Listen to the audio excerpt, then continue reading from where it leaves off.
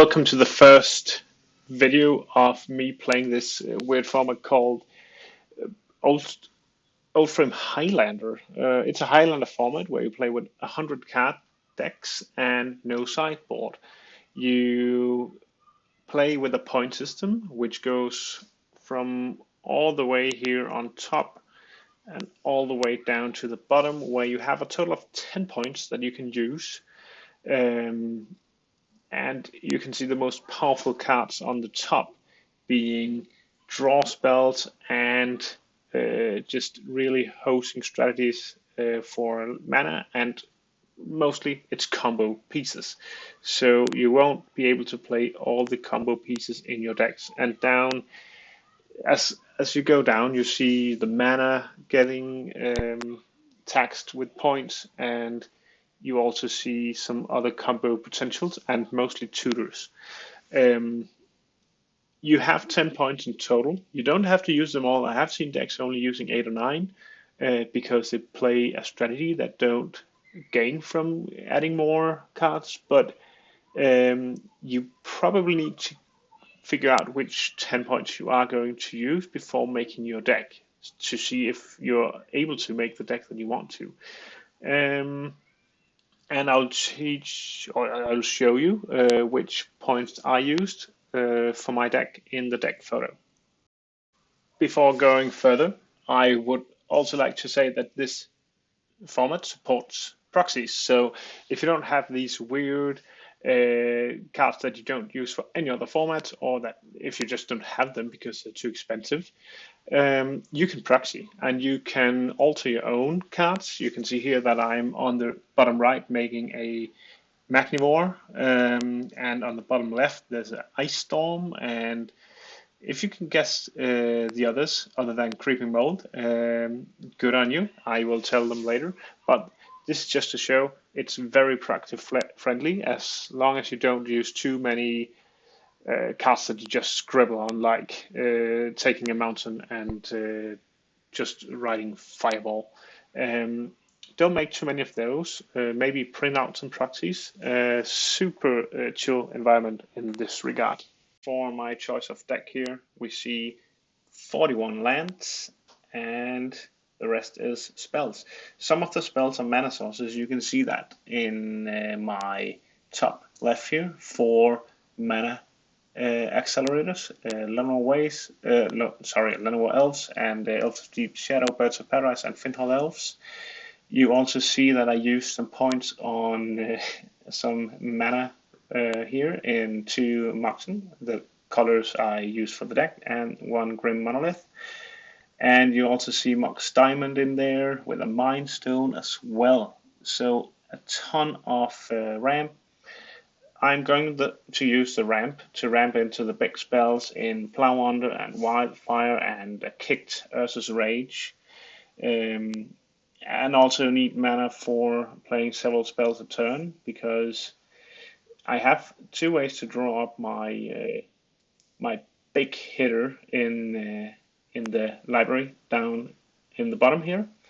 And my usual way of going here would, no, I intended to go for Sol Ring for mana acceleration, but I would rather have 3 single point cards than 1 3-point card when I'm not playing combo. If I were in combo and needed a ton of mana to play out my combo, I would have done something else than this, but this is like a mid-range Ponza deck. I play several Ponza cards. 2 of them are the ones scribbled on, Thermocast, Winter's Grasp, which you would know if you've ever seen some green, red, or just mono green Ponza Oath from Premodern.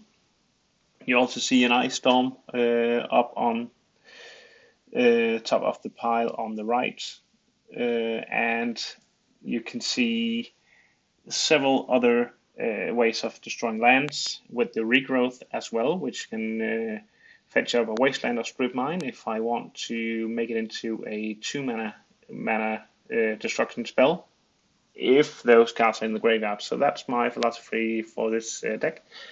I chose to go Ponza because I saw that so many decks from prior tournaments have been very greedy in their mana. So I wanted to punish that, and I don't think I'm the only one with that idea in this tournament, but this was my go-to because I'm not a combo player by heart, so I wouldn't want to go that way. Welcome to the first upload of this weird format here, Old Fram Highlander. This is my second match in the format. I thought I recorded the first one, but just a pro tip for anyone who wants to record, press the record button before you start playing, or else you will regret it. So I lost that match. I lost the coverage of it. I won the first match, and this is now the second one in the group stages. There are players from both North America and Europe, and I think South America as well, but I have been paired with some Europeans here, which is nice when I am available in the evenings, and also I think one or two Canadians, and they somehow able to play in the middle of the day. But yeah, we see a start from my opponent here with a swamp, which I strip mine.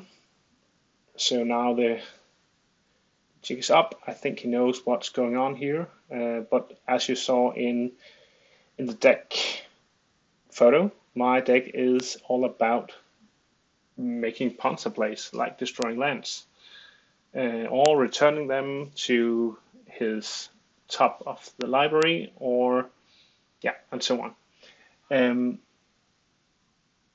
He plays an elf here, and I play Mox and a land, and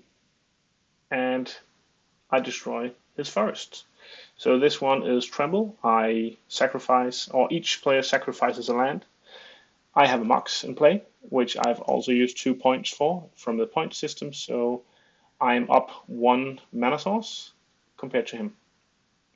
I will take a hit here, not the first, or I should say last hit from this creature.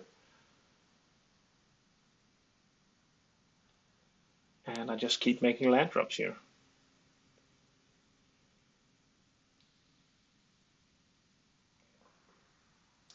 We discussed this on in our match with the shuffling and the searching, the tutoring. With the fetch lands, it's not that difficult, but he's probably finding a duel here, a Bayou, as far as I remember. But yes, a Bayou. But in regards to tutoring, it takes so much time. Monocolored decks is probably way faster if you care about that for this format. But you do you, I guess. I will cut out some of the shuffling here. We just discussed, are we going to make 3 piles every time? But no, we just make sure to cut on camera, so there's no shady business going on here. There's nothing on the line in regards to massive prizes, so this is a friendly match. And here we see the beauty of this format. You can see basic lands, you can see fetches, you can see duels, you can see the weird enters tapped fetch lands from Mirage. You can see tombs here, tapping for 2 mana for a Mind Stone, and 3 mana for, you guessed it. Yeah, you cannot see what this is, but this is a token. This is just written on the back of the card here, but it's just destroy target land. So keeping his land count very low here, while I have 4 sources of which 1 taps for 2 and 1 can cycle itself. So it's going pretty good here, even though I am taking some damage from a combination of my own land and a 1/1.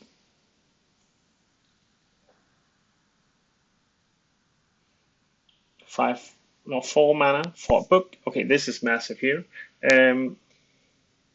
In green, and you'll see later on, or you already saw it, red, which is my colors here. There's not a lot of room for drawing cards, so I have included the ones or the cards that does draw cards, even though in this format or in the with the pre-modern card pool, a book is not fast enough usually. But here in a format with one-offs, I think it makes the cut. It has definitely shown to be very potent, I would say. Okay, he has a City of Brass now. He has a mana creature for himself, which is not that good. I don't have many ways to destroy a wall of roots, so I don't know if he recognizes it, but it's a pretty powerful card in this matchup against me.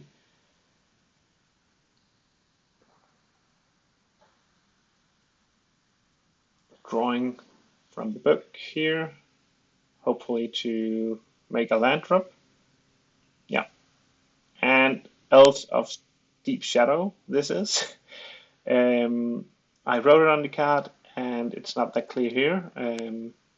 I should get me some of these cards, but yeah, I have some tokens in here for cards that are like cents, and I just don't have a big collection. I sold off everything in 2005-ish, and haven't bought back into Magic until 2018, I would say. So having these weird cards or cards that I don't use normally is not something that I have the luxury of. So trading here, I can't keep taking 1 damage from this opposing elf. He played a Phyrexian Arena here, a pretty good play since we are on pair in the card draw area. I don't want him to draw that many cards because he can probably draw into more lands this way, so I need to get rid of this. Cycling the stone here.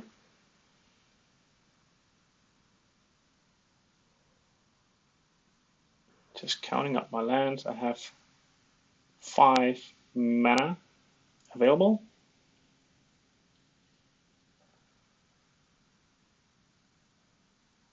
Yeah, since I don't play with all these cards that often, and this is a new format to me, there's a lot of thinking here on both sides. I've seen, okay, drawing a card from the book, making land drop, and a hull breach. Yeah, I thought hull breach was a no-brainer in this format where a lot of players are including artifacts for mana acceleration and for other purposes as well, but making you able to destroy enchantments is huge in the pre-modern card pool.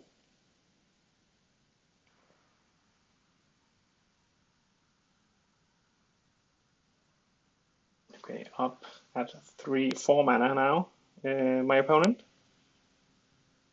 I'm at 7 mana.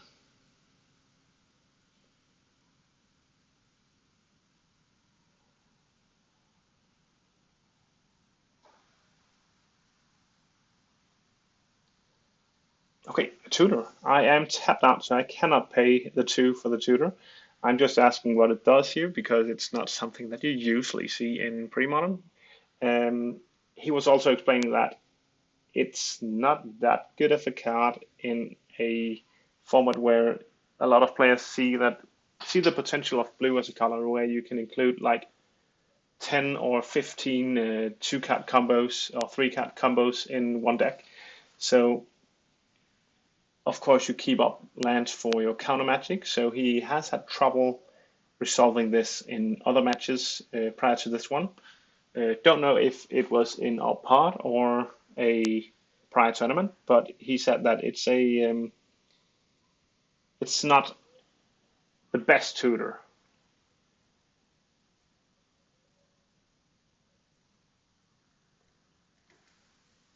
Okay, on something here, drawing with my book. And a factory is played.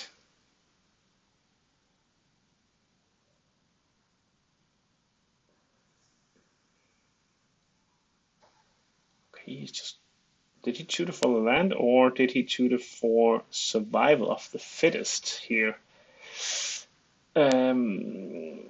Yeah, he certainly have some answers in this deck. This is a very toolboxy deck, and of course he needs to run every tutor he can to tutor up this massive combo card here. Getting rid of a creature, it looks like a wretch here, and probably finding Scree or Horror or something, so he can get the engine going. He has 2 more ways to produce green here.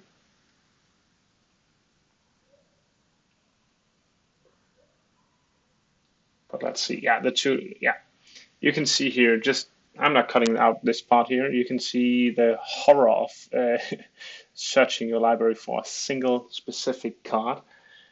Finding a basic is something you sometimes just do with your fetches, because the other way of playing super optimal is just taking too long here. I don't know if I would remove fetches at all, but it's time consuming to say the least. And what is he finding now? He found the Krovikan Horror. Oh.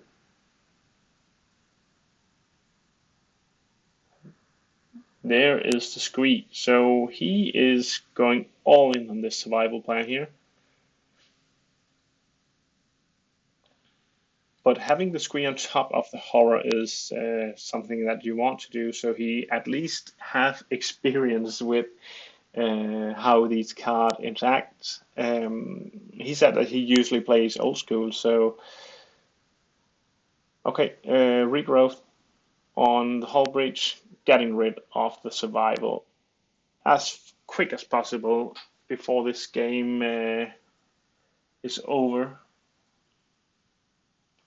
And he's using his wall to find one last card. And what will that card be?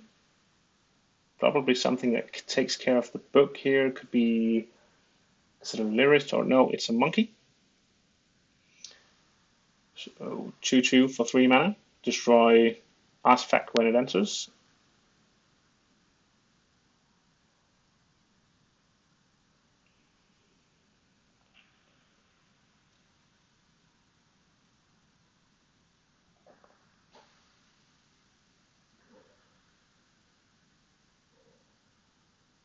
Okay, I was just about to animate an attack, but consider not to, because there's a wall there. That would have been plain stupid to attack into a wall and spending all my mana, so I cannot get a last draw from the book.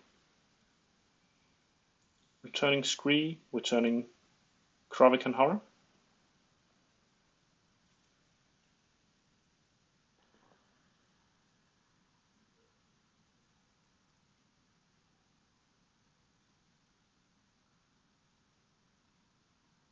And if you're wondering what that dice is on his playmat, it's to show how many cards he have in his hand. Yeah, you see, this is what I mean with a lot of tinkering in this format here.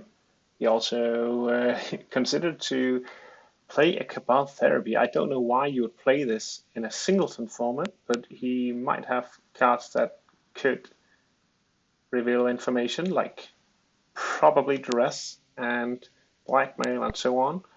And it's also a nice sacrifice outlet, so he must have some graveyard synergies. We also saw the survival, so we know that there's something going on with the survival. Place the monkey here, drawing a card, the last card from this book, and it is gone. 9 life versus a 2/2, but I do have a decent blocker in a factory, so he can't attack if I just keep mana open for it. So he is completely tapped out, cycling this red cycling land, and Let's see where this goes. Winter Orb.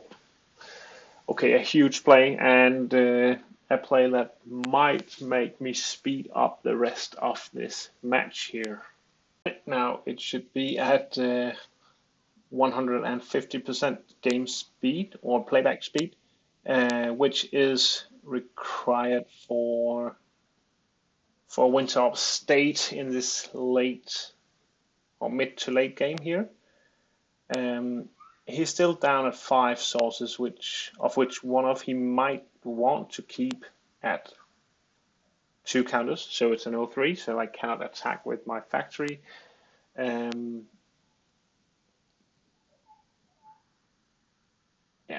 and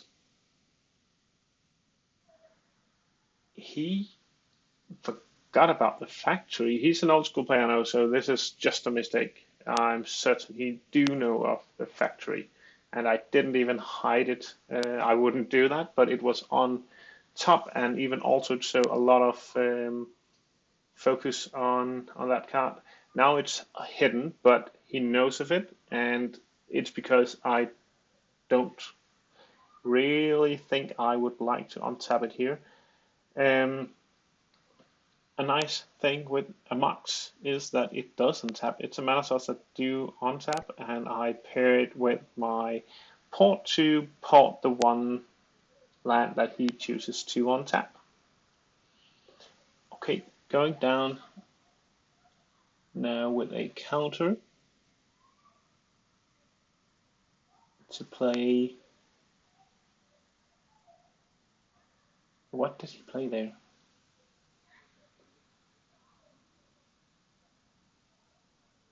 I believe it's just an elf that taps for green, and you choose what color it taps for other than green, and he chose black.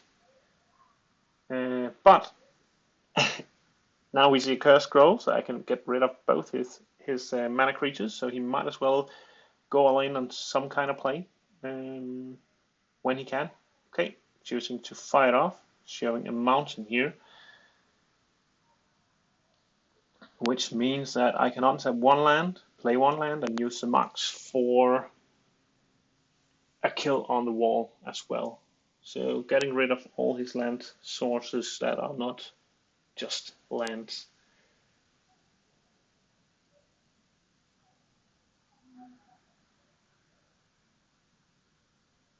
And the game is almost done at this point. He can draw into Naturalize, though, or Regrowth to get that monkey back, so he can kill off the Winter Orb. And when it's gone, it's gone. I have used my Regrowth in this matchup. He almost had me with the survival plan, but I managed to draw into removal for it. Okay, playing down the mountain here.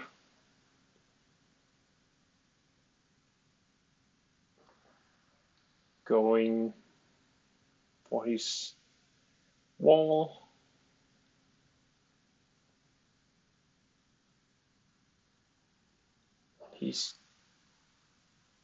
We're discussing if I need to show him my card in hand first. I just chose to do that, I believe. But he's looking up something here. He's at least using some mana in response. I think I remember that. Or he is, is a scryings for 1. So trying to draw into something here. And removing a land. Maybe he knows of a Terror Wall plan. It would be a mistake not to.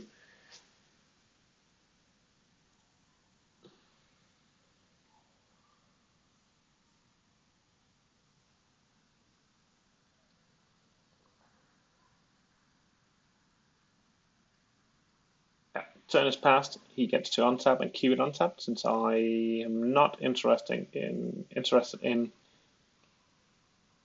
getting rid of it. And he has another land drop, so double back here. Double back mana. And nothing.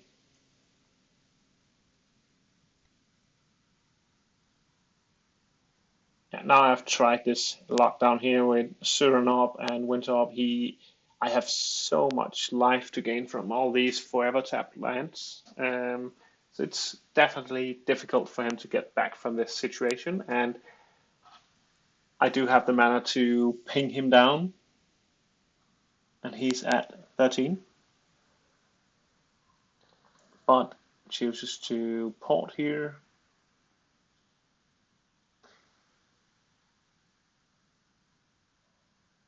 The card in my hand is a Premodern, if you're wondering.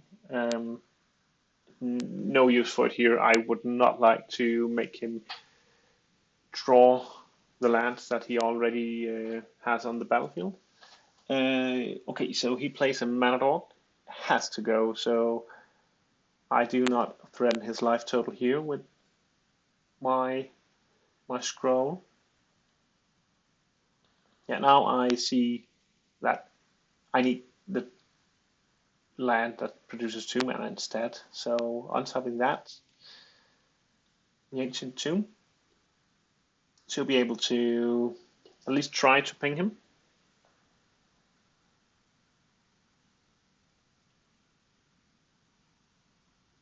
Untaps the factory here. A Mox is played, Mox Diamond that is, discarding a forest, so that was why I kept 2 cards in hand.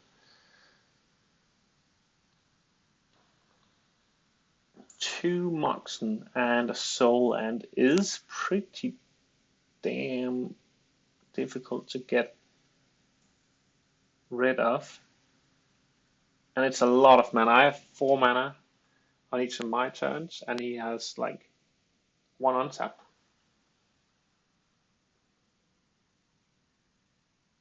And if you see this video, you might know that he posted in the Discord chat that there's something up with these Poncer strategies, and this is probably why, because this was a mess. Yeah, he plays the Horror for 4 mana.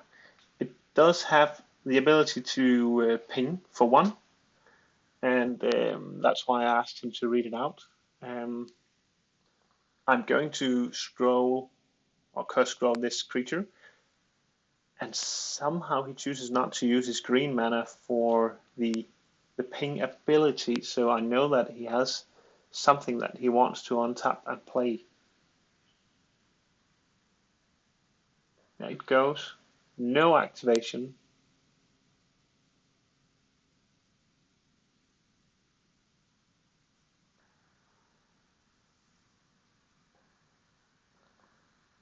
Okay, untapping the factory, playing down another Mox. So my points, as I said in the video, I use for these 2 Mox here. The Emerald, which is a token. Or no, not a token, it's not a real card. And the Ruby, which is a collector ruby of some sort. I don't remember if it's CE or IE, but 2 points each, and the strip mine we also saw that's earlier, so I do have half my points. No, even more, I have 60% of my points because I used the regrowth earlier to stop his shenanigans. Okay, browsing through my graveyard. I don't think I should have made this play, but again, the curse scroll wouldn't work here. This is a Magnivore. It has power and toughness equal to sorceries in all graveyards, which is a bunch. And it has haste. It's quite potent. I think it's a 6/6 for 4 mana, 6/6 haste. Which is nice if it connects. And I say if because I need to sacrifice it to this edict. So he kept up the edict, but he does see 2 manlands down there.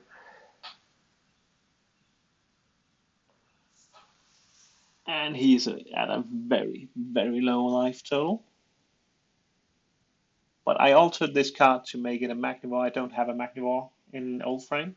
Would like to have one, or place it maybe. but had to alter this one. It was fun altering a few cards, finding some cards that matched the cost, and also here the power and toughness stats, which are XX on this creature.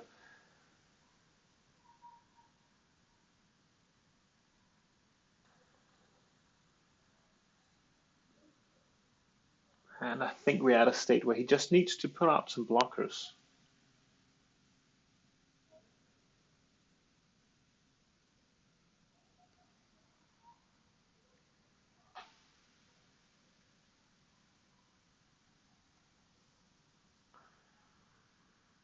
Yep, a Fiend displayed, so he takes one of my cards. One is a Pillage, one is a Plow Under. I show them here. I think he should take the Pillage, because I do have the mana for just casting it. And he takes the Plow Under. I would never play the Plow Under here. It's a lot of mana for me, and it makes... Well, I could return my own lands and make sure I get land drops, but I think I have a more powerful engine going on, and with some card draw, I could draw into something better than just lands. But attacking with a 3/3, he is considering sacrificing it, but then he will take all 3 damage because it has trample. It takes 2, so down to 4. And the Mountainous Plate.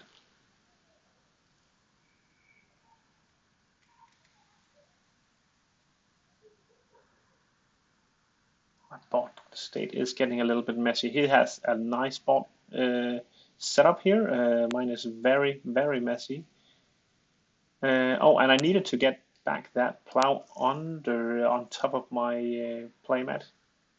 I am being reminded from my opponent.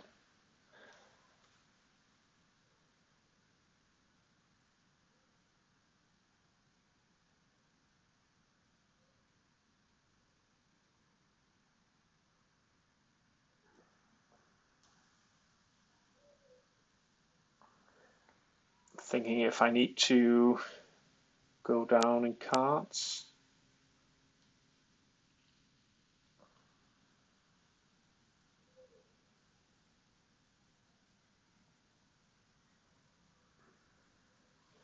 Three mana. Pillage on the untapped source, or one of the 2 untapped sources. I do believe that old, I think it's Arabian Nights land taps for mana.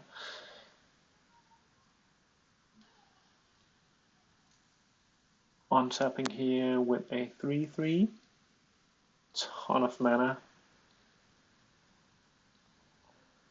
A Sylvanus Plate. I think this is being too greedy, but I can't. Yeah, I can attack every like 3 turns if he has this wall. I need to get rid of the wall. Sylvanus is... I think I'm too honed in on me being able to use Curse Scroll here, so I don't draw a ton of cards with Sylvan. Sorry to spoil that, but I should have drawn way more cards. You can see all these potential life gain cards from the Siren Orb. Here I Forest Cycle. And when it's on the stack, I use my Scroll to ping my opponent to 2.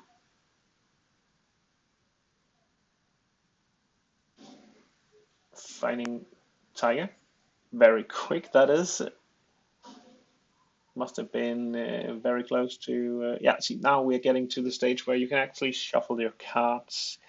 I don't play Commander. I have played a little bit with my brothers, but shuffling 100 cards that are double-sleeved is... it's not an easy task if you are not used to it. Respect to all those Commander players that do double sleeve. Hats off to you. Okay, counting my mana here. Can I get a win? Or can't I? 2 cards in hand.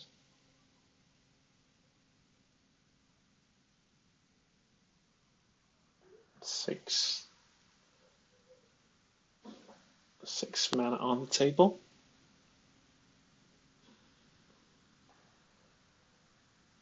So a free activation here because I have 3 Moxen, so it doesn't even cost me anything. I can build up some mana for later turns.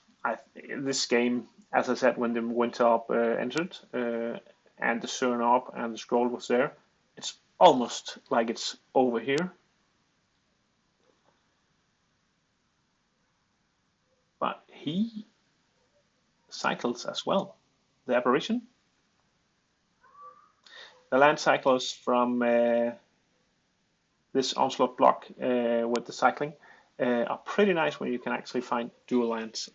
Really good at enabling the right amount of mana, and when it's late game you can cast a big dude that taps for 3 mana.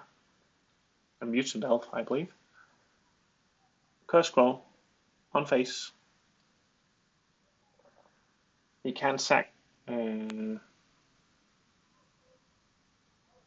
response, I believe, if it's a hit. Okay. And the Premodern, which is what I named, so he needs to sack his wall for 4 mana, which nets him 2 mana. Oh, so not mana, life. Yeah, untapping here, so he's at 4 life.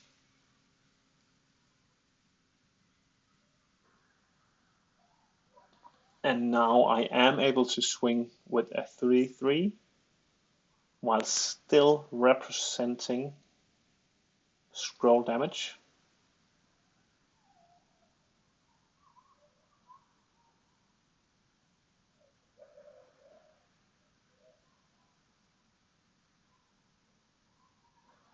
Swing for 3.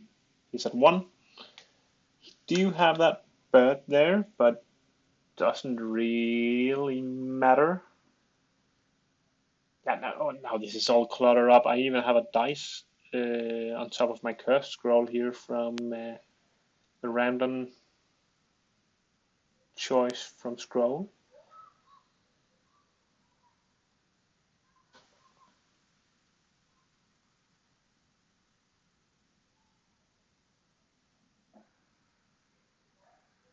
Okay, so what is he going to use the orb against?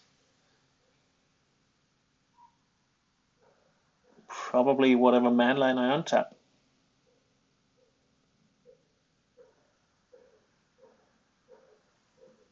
Making me untap the other manland next time. Yeah, now I am sacrificing to gain some life here, so I can use the tomb still.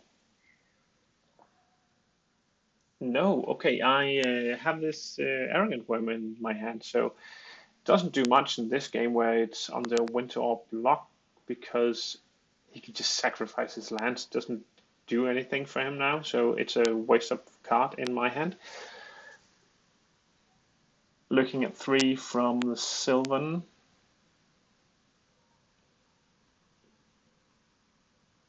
Could dig for one of the bolts, but that would, or fireball or something, but and Ursus Rage as well. There are some outs I can dig for, but not a lot. So I think I just take 1 card here.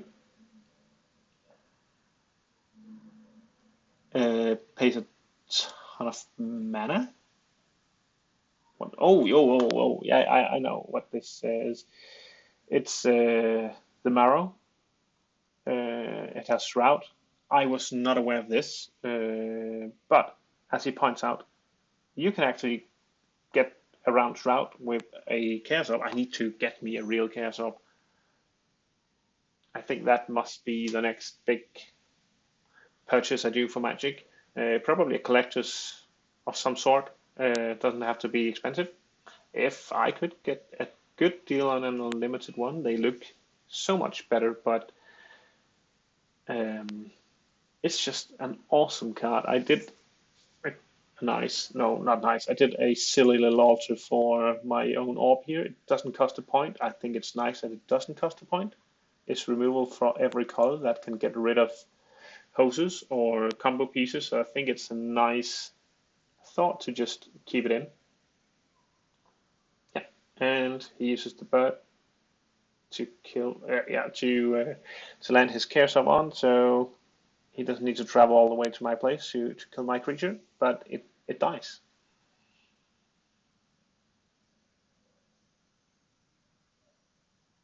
I shouldn't have done that, but yeah, he would have. My thought was that it would not be able to be targeted, and now I know.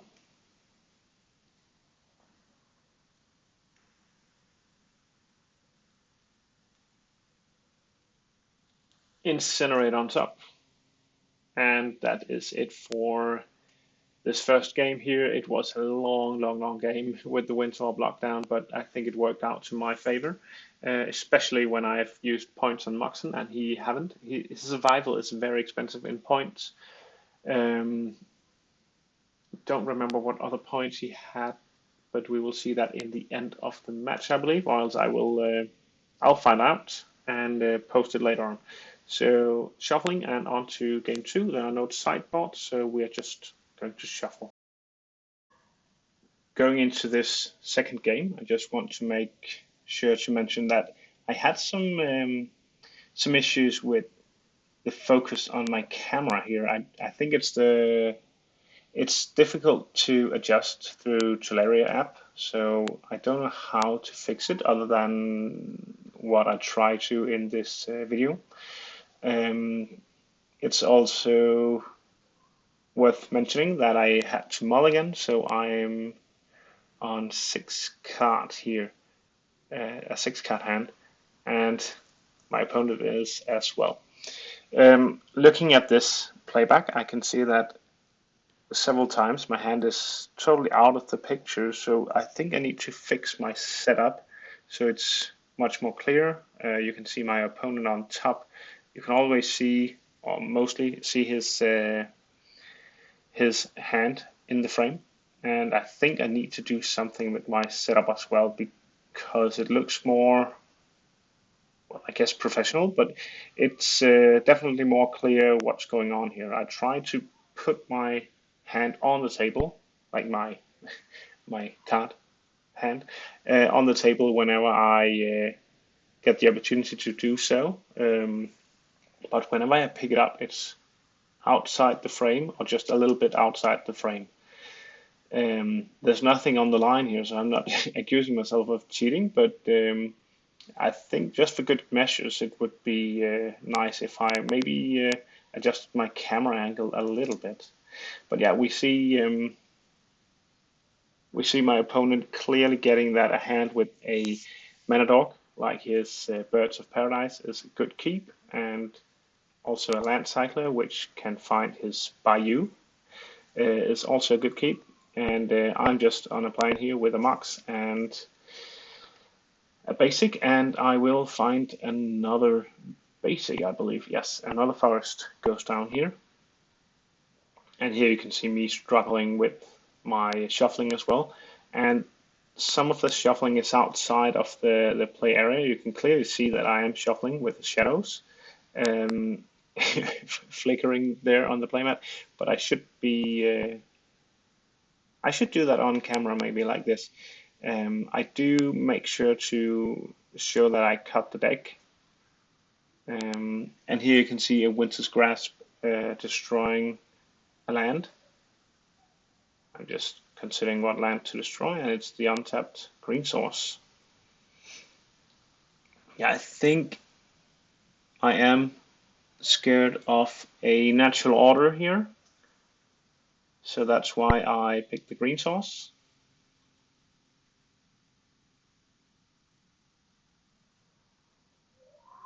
Because a natural order this early in the game can be game ending for sure.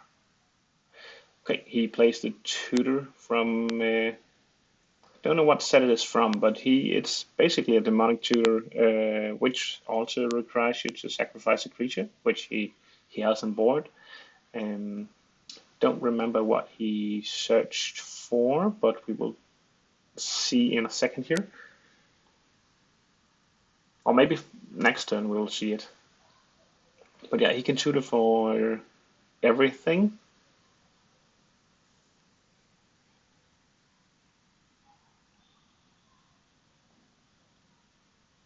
If you know what the card is, please mention it down below, because it's a nice card. Not something that you would play in Premodern, I guess, but something you would play in this art format here, for sure.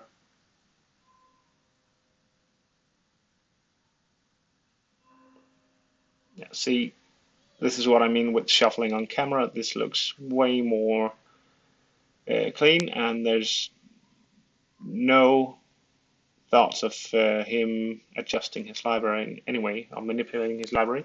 Okay, so I play out the worm here that we saw last game. Now I'm trying to focus here.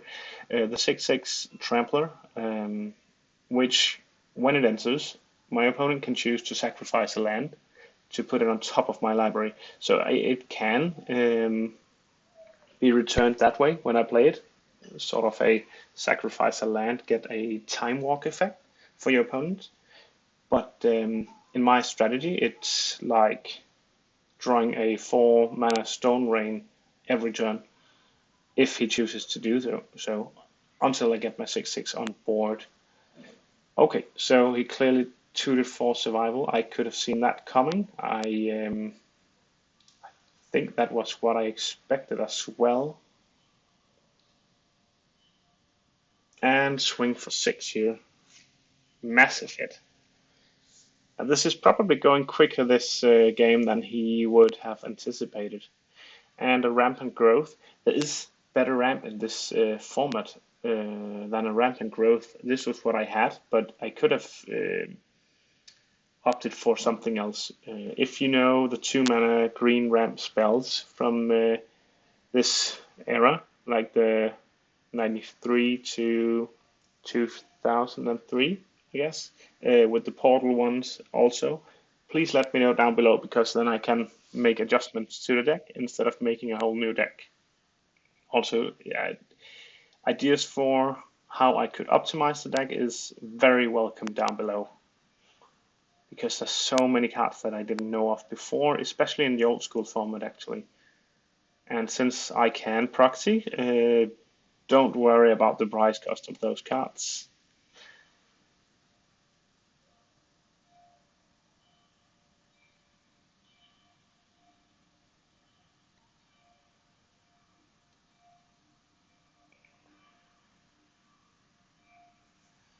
So we see some tutoring going on, and yeah, he's finding an answer for the worm. Good call here.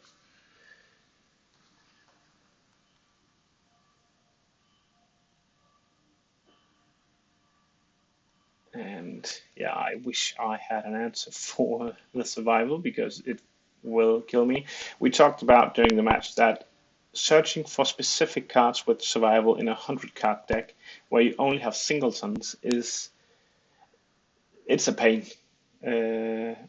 It's definitely something you should consider if you want to go with such deck. Are you willing to do all that shuffling, all that looking for a specific card? And you definitely need to work out a strategy of what are you going to search for when, to know your lines, because if you don't do that, it will take forever. And here we see one of the reasons to go into red here. This is massive. 4 damage to each creature. Each player sacrifices 4 lands. Like, all his lands are gone. And I keep my marks and a land. So it's 4 of his cards, 4 of mine, plus the spell itself. So it's not card advantage here, but it could have been. And we're talking about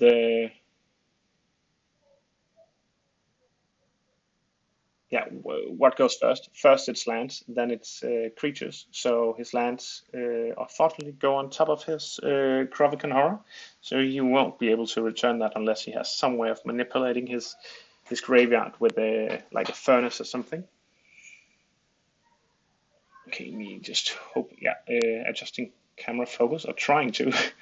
Yeah, drop the treats up there as well. So now it's just me hitting him for 3. And I think I have this game settled. I'm not showing off this European Championship token. I'm trying to focus here.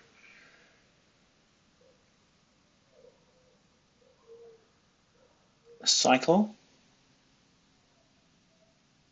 I'm super glad he drew that black sauce instead of the green sauce. Swing for 3 again. Down to 10.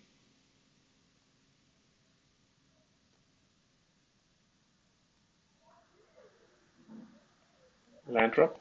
Okay, now it's gone. Hull Breach is a powerhouse for this format.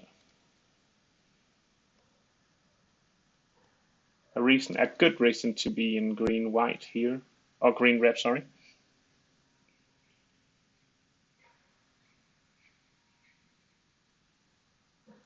Swing again, down to 4.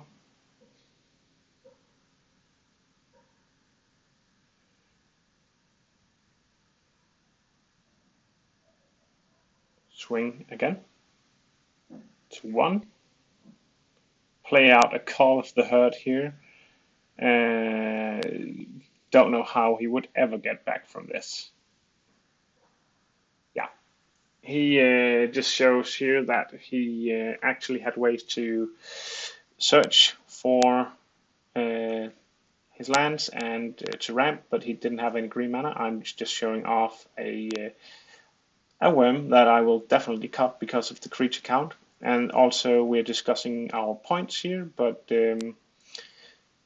that's it for the match. We have discussed my points already. His are tutors and survival, so several survivals, I guess, and the recurring nightmare as well.